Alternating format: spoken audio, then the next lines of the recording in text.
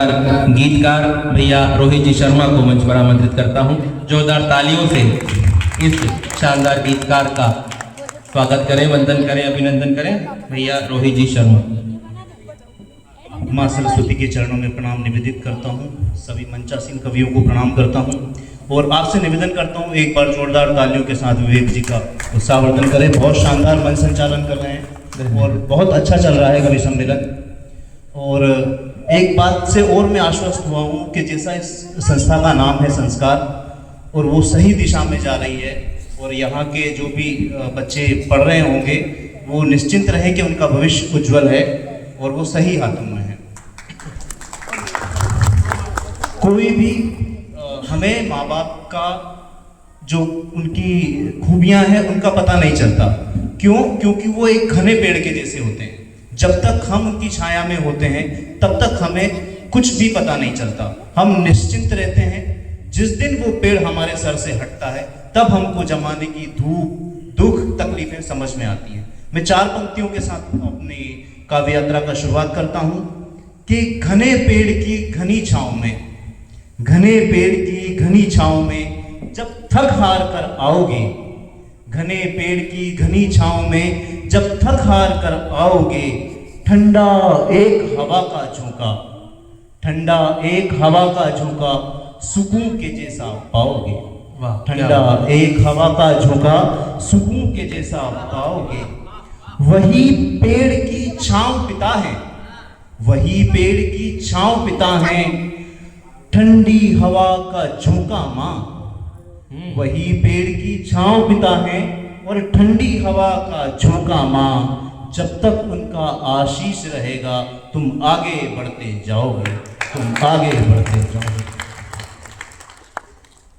हमें बिछड़ने वाले का विरह सहना इतना आसान नहीं होता, उसके लिए वक्त लगता है। और विरह वही सहन कर सकता है जिसने निस्वार्थ भाव से प्रेम किया है। और प्रेम के लिए हम जिसको आदर्श समझते हैं वो है हमारे भगवान श्री कृष्ण और राधा। मैं अपनी काव्य यात्रा की शुरुआत उनके लिए 4 पंक्तियां से शुरू करता हूं। एक बार आप लोगों का आशीर्वाद चाहता हूं कि आप जरूर सुने। शाम तेरे बिन राधा कैसे जिएगी, शाम तेरे बिन राधा कैसे जिएगी। मुरली की धुन कानों में बजती रहेगी, मुरली की धुन कानों में बजती रहेगी। अगर अच्छा लग रहा हो तो थोड़ा सा आप तालियां बजा के बता सकते हैं। भगवान के चरणों में अर्पित है ये मेरे पुष्प सुमन है कि तेरी ये नटखट अदाएं संग तेरे ठिठोली। ये विरह की वेदना है, किसकी? राधा की। किसके लिए? कृष्ण के लिए। तो आप लोग भी जरूर शामिल हों और सुने कि तेरी ये नटखट अदाएं संग तेरे ठिठोली, रह रह के याद आती है कान्हा तेरी वो बोली। हाँ, रह रह के याद आती है कान्हा तेरी वो बोली। तेरे विरह की ये पीड़ा प्राण लेके रहेगी, तेरे विरह की ये पीड़ा प्राण लेके रहेगी। मुरली की धुन कानों में बजती रहेगी। मटकी को तोड़ा तो तोड़ा, कृष्ण भगवान अक्सर मटकियां तोड़ते रहते थे, वही याद आ रही है राधा को कि मटकी को तोड़ा तो तोड़ा, तूने दिल काहे तोड़ा। ओ सांवरे तूने मुझको कहीं का नहीं छोड़ा। तेरे बिना तेरी राधा, राधा कैसे? अरे क्या बहुत बढ़िया है। तेरे बिना तेरी राधा, राधा कैसे रहेगी। मुरली की धुन कानों में बजती रहेगी।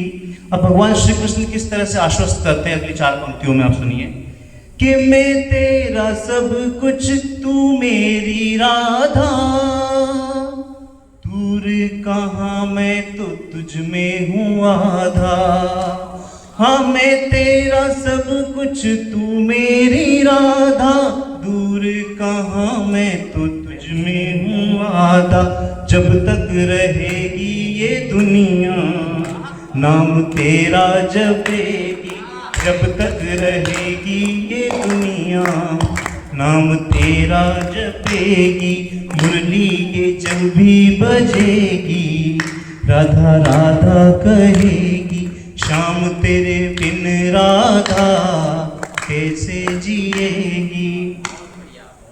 अगली 4 पंक्तियां भाई साहब, जैसे आप बता रहे थे कि जो ओजस्वी कवि हैं उनके लिए इतनी समस्या की बात नहीं है, लेकिन जो श्रृंगार रस का कवि होता है उसको क्या क्या परिस्थितियों से गुजरना पड़ता है कि अगर हम कोई विरह का गीत लिखते हैं तो घरवाली जाके पूछती है कि ये तो मेरे लिए लिखा ही नहीं है, ये बताओ किसको याद करके लिख रहे हो आप। और कहीं गलती से सौंदर्य का लिख दिया कि हाँ तुम बहुत सुंदर हो, तुम्हारी आंखें हैं या दरिया गहरा, डूब के मर जाना है लगा लो पहरा, तो बोलती मेरी घोड़े के दरियाई जैसी तो आंखें हैं, तुम मेरे लिए तो श्रृंगार लिख नहीं सकते, अब बताओ ये किसके लिए लिखी है। तो ये समस्याएं सिर्फ हम लोगों को ही सहनी पड़ती है। विर्रे वाले तो आते हैं कि भैया तेज तेज अपना जो ओजस्वी सुनाया और चल दिए, उन्हें भी घर में मौका नहीं मिलता बोलने का, इसलिए बोलते हैं। तो घर जाके फिर हम लोगों को किस तरह से परिस्थितियां संभालनी पड़ती है वो भी है। अगली 4 पंक्तियां सुनाता हूँ कि कहीं कोने में तेरा दिल धड़क रहा होगा, क्या बात है। मैं जानता हूँ मुझे याद कर रहा होगा, मैं अगर हूँ कहीं मायूस तेरी यादों में, मैं जानता हूँ वहाँ तू भी जल रहा होगा, जानता हूँ वहाँ तू भी जल रहा होगा।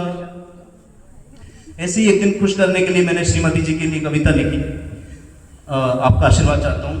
स्वागत है। इश्क है जुल्म तो मैं गुनहगार हूँ, इश्क है जुल्म तो मैं गुनहगार हूँ, मौल वाली है वो देसी बाजार हूँ, मौल वाली है वो देसी बाजार हूँ, मैंने अपना कठिन प्रियतमा सुन भी लो, मैंने अपना कठिन प्रियतमा सुन भी लो, हीरे की खान तुम और मैं भंगार, हीरे की खान तुम और मैं भंगार हूँ। क्या अवलोकन है, वाह यार।